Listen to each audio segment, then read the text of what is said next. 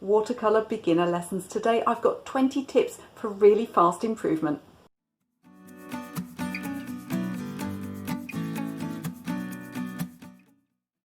Welcome back to my channel. If we haven't met before, my name is Michelle, and on this channel you'll find watercolor and drawing tips and techniques, a little bit of mixed media, also a bit of business training for artists, so please do consider subscribing.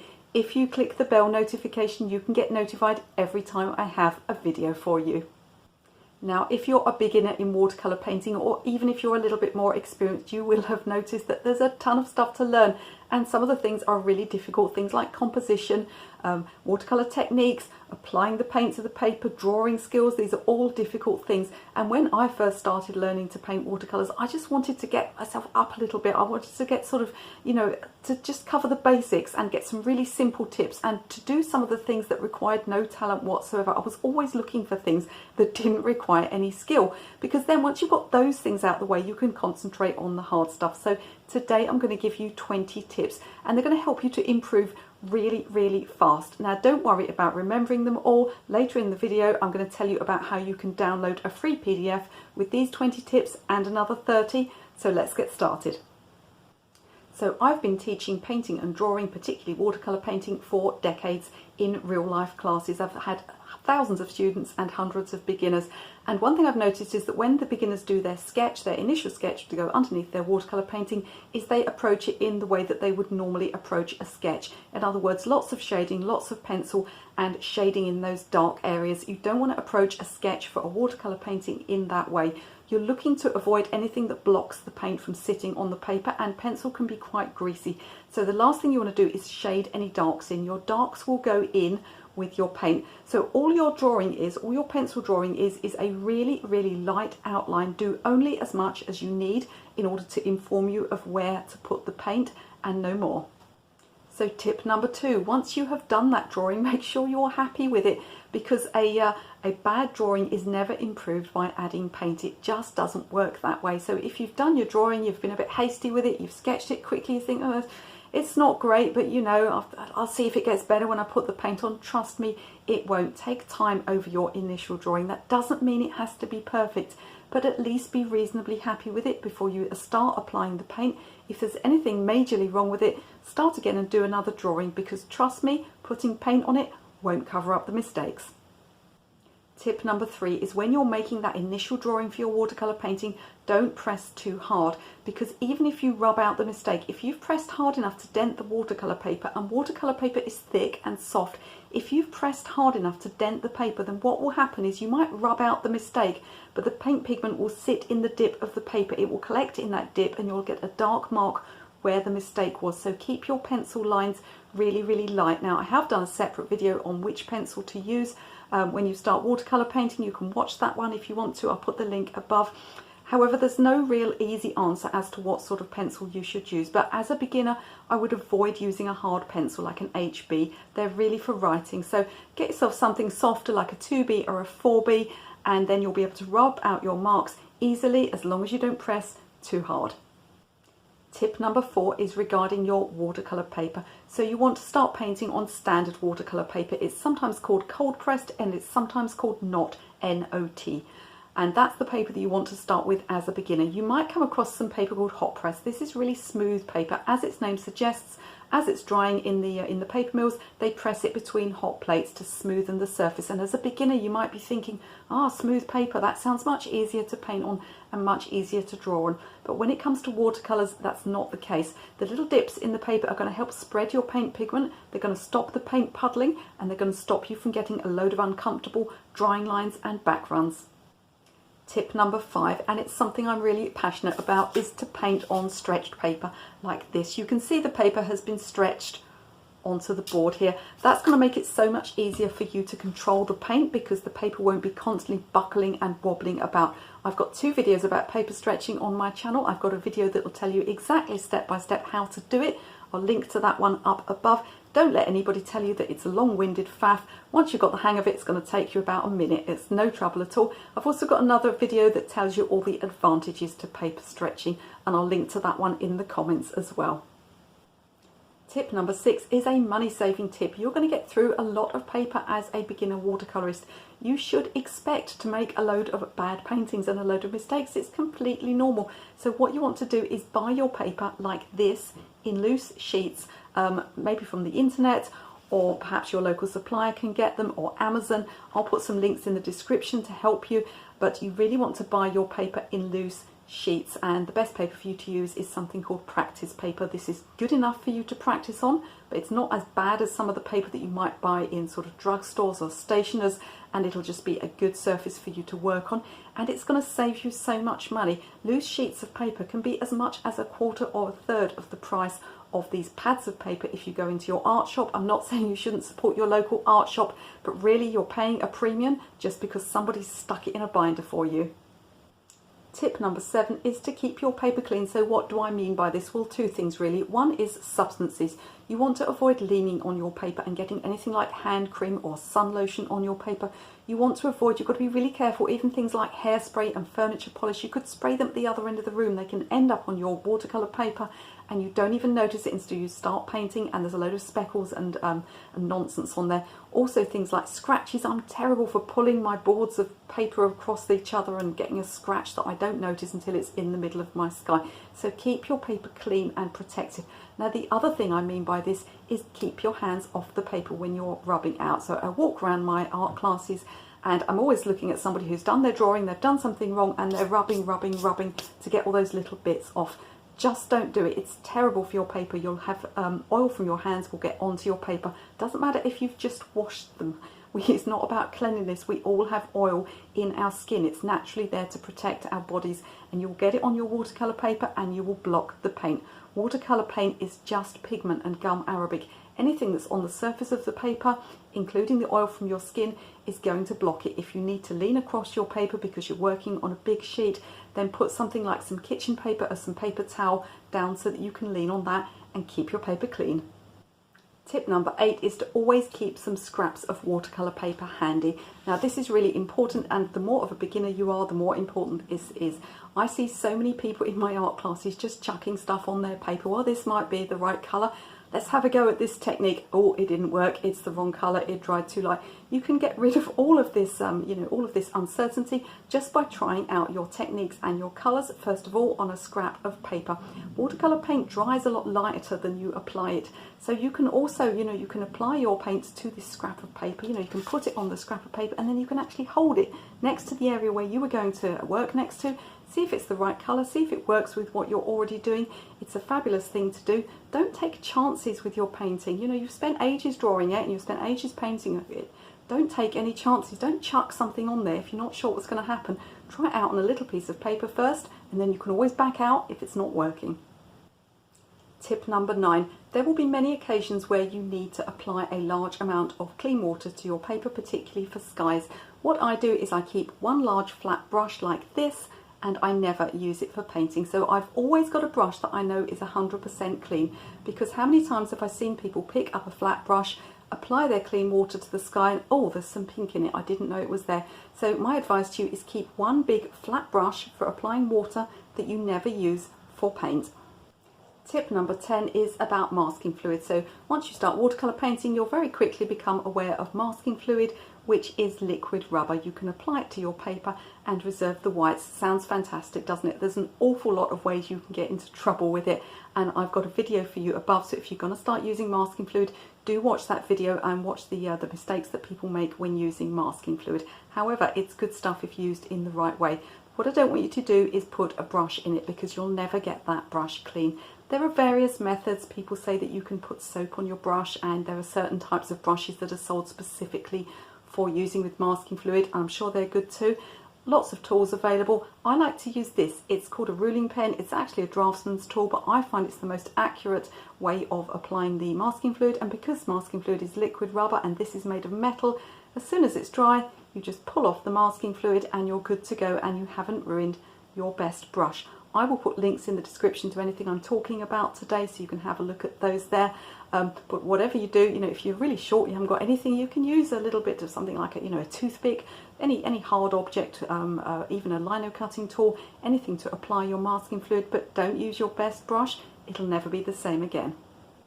So before we get on with the rest of the tips, can I ask you for a quick favour? Could I ask you please to click the like button, because it just tells YouTube that this is a good video. They'll show it to more people and it helps my channel to grow. Likewise, when we get to the end, if you've enjoyed this video, please do share it for me on social media, because again, it helps my channel to grow, and the more my channel grows, the more time I can devote to making videos for you.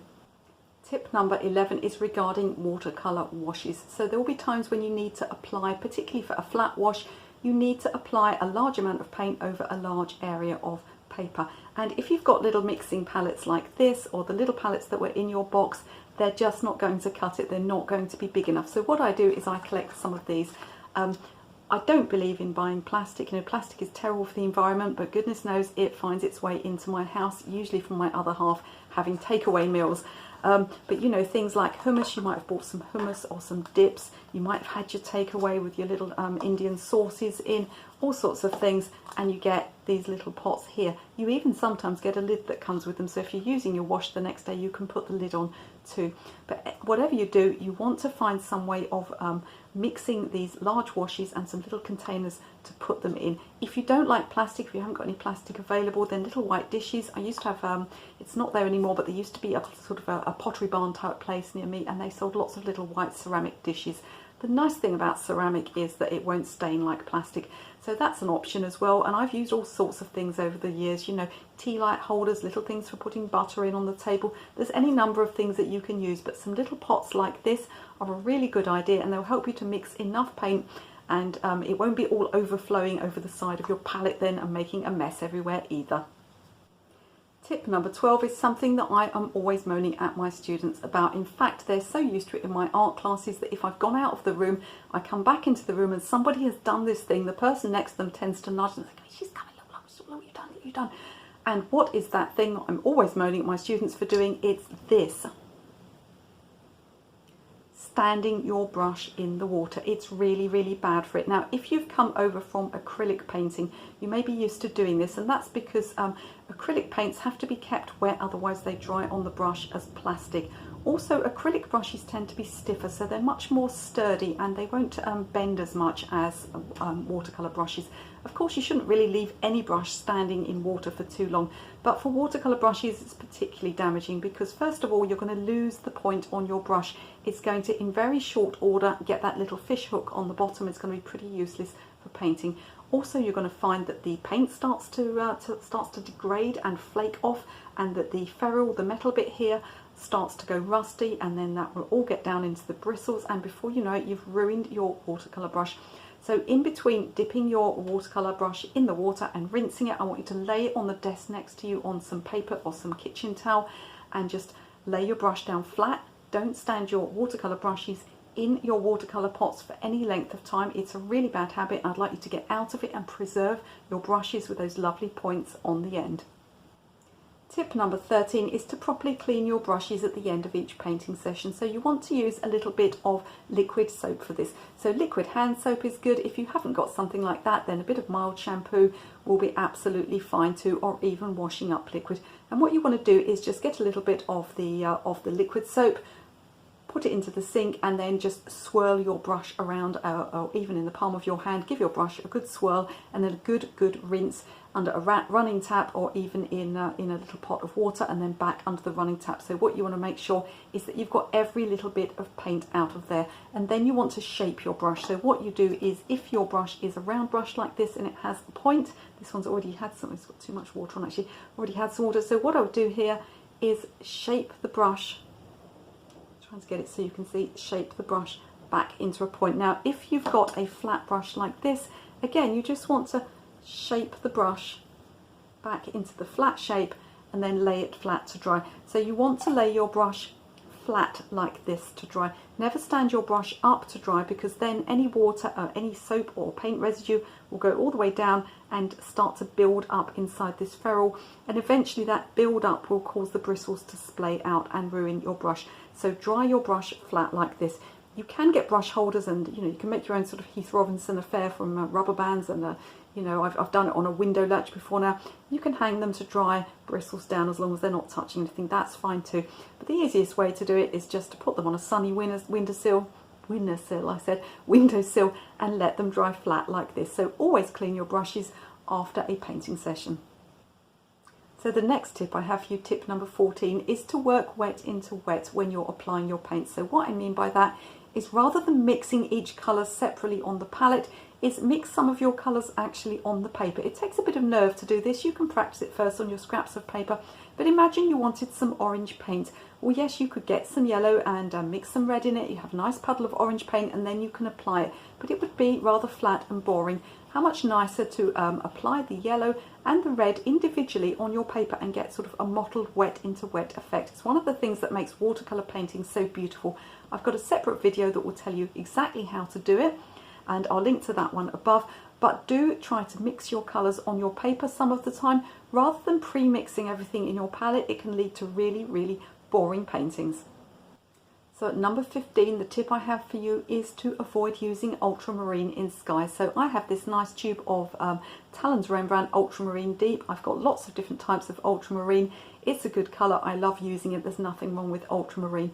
But I see beginners all the time getting into trouble with putting it in skies. And I've pretty much banned my students from using it until they're very experienced in skies, because it's a really, really granular, heavily pigmented paint. And it just can look very mucky and dirty, and I see students all the time, particularly if it's not a good brand of ultramarine, getting into trouble with ultramarine. So if you're a beginner and you're starting and you're having trouble getting your skies looking natural, I would like you to use instead perhaps cerulean blue. It's also granular, but it tends to look a lot more delicate. You could also use manganese blue, corallium blue, even one of the stronger blues like phthalo blue, or Prussian blue. If they're watered down well, you can use those for skies too. But if you're a beginner, I do advise you, and it's in every single beginner set, so you're bound to have come across it, stay away from ultramarine in skies. So tip number 16 is that if you're a beginner, I would like you to use water to lighten your colours. So this is Payne's Grey on this swatch here. I'm trying to get it so it's not too much in the light. It's amazingly sunny here, considering it's January in England. This won't last. It'll be chucking it down soon. It's already getting windy.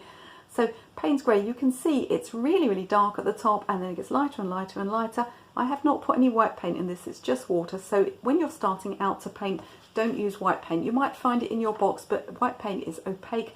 I've done all sorts of videos about white paint on this channel. I've nothing against white paint, but you are pretty much going into mixed media if you start using white. And as a beginner, it can really muddy up your colours and be really confusing for you. So just when you're starting out, don't use any white paint and just use water to lighten your colours.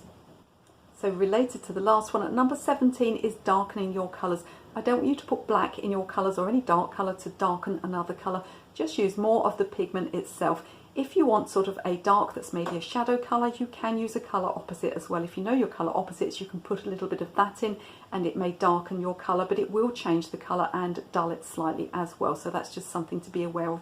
But generally speaking, if you want a colour to be darker, just use more of the pigment and less of the water. Tip number 18, it's a really simple one, but I see lots of people not doing it, is especially if you're painting at home, you've got lots of room on the table, is to use 2 jars of water. So you never want to be painting just with 1 jar of water. You want to have several on the go, at least 2. And what you can do then is use one of them to get the initial paint off. So that's the jar of water that gets really, really mucky. And then the other one stays pretty clean. And then you've got clean water if you need it. Related to that is tip number 19. So change your water frequently, and especially if you're going between colours. So I have got some water here, and it's got a little bit of yellow in there. If I was going to paint green next and I was going to use this water to mix, it's not the end of the world because green contains some yellow, so it's not going to do too much damage. However, if I was going to use purple, which is a colour opposite, I'm going to really, really dull the purple paint by using this yellow water. So it doesn't matter if you can't remember your colour opposites, but all you need to think about is the watercolour sort of related? You know, is it pink and you're going to be using red? That's not too bad, is it? But if it's red and you're going to be changing to green, for goodness sake, change your water. Opposite colours neutralise and dull each other, and don't underestimate the amount that the water can impact on making your colours dull. So change your water very frequently, especially if you're going to a completely different colour. So tip number 20 is to mix your own greens. So I see so many beginners with these beginner paint sets. They've got a couple of ready mixed greens. usually horribly unnatural greens, and they're using them for all their landscape paintings, and they end up looking like some kind of space alien landscape, particularly if they've got Viridian, sometimes known as emerald. It's a real bright blue-green. It's a beautiful colour, but it's not appropriate for landscape painting unless it's adjusted. So what I want you to do is to look at your yellows in your box and look at your blues in your box and mix every combination of them together and make yourself a little colour chart so you can be confident that you've got a really big range of greens. You know, even if you've only got 2 blues and 2 yellows, you can make a lot of greens from that just by adjusting the quantities of yellows and blues. Now, alongside your blues, you can also use black and Payne's Grey because they have a lot of blue pigment in, and with your yellows you can take them right up into oranges and also earth colours like yellow ochre, and you can mix all of these things together. You'll get a huge range of greens, from very bright clear greens to very sort of muddy murky greens. They're all going to be useful for your landscape colour painting, so mix your own greens, don't just rely on the ones in your box. So at the beginning of this video I told you that I had a free PDF download for you, and you can access it by clicking on the description. You might need to just press the down arrow to expand the description under this video, and then you can find a link. And what I've got for you is a free downloadable PDF, and it's got these 20 watercolour tips. You don't have to worry about remembering them. It's also got another 30, so you've got 50 beginner watercolour tips, and they're all like the ones I've given you today. They're all really simple and really easy. You're not going to need any skill, but it's just going to help step up your watercolour painting to the next level and get you improving really fast. If you enjoyed this video, you're probably going to like the one that I made on the way to correct 10 mistakes. Because we all make mistakes with watercolour painting. People say they can't be adjusted, but actually they're a lot more adjustable than you would imagine. So you can watch that video right now.